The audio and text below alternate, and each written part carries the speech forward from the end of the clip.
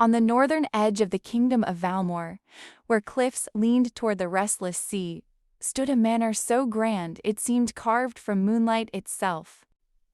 Its owner, Lord Corvin, was known across provinces for his vast wealth-refined manners, and the strange stillness that followed him wherever he went. Lord Corvin was young, handsome, and eloquent. His voice carried warmth. His smile was polite, yet his eyes were cold like windows that never fully opened.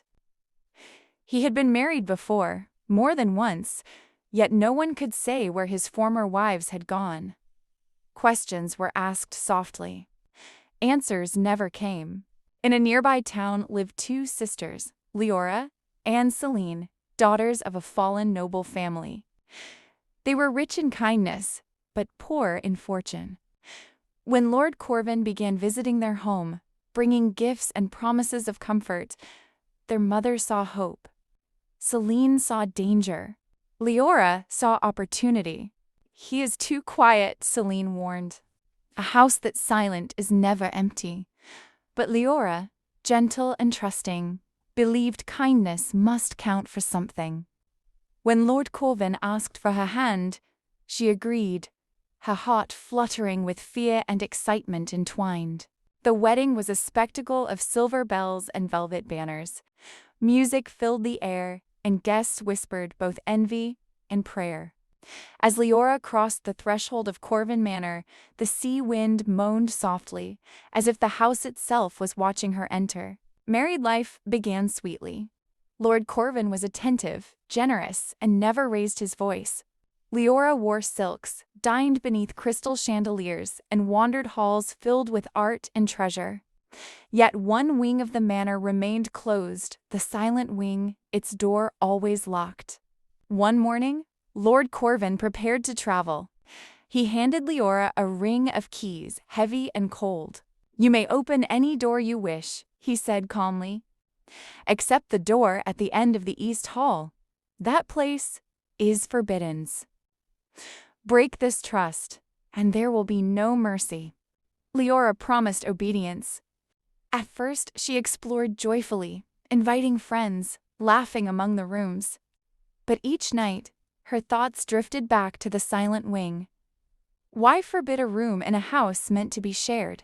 On the fourth day, alone and restless, she walked the East Hall. The forbidden door stood narrow and dark, unlike the others. Her hand shook as she turned the key. The door creaked open, and the truth poured out like a scream without sound.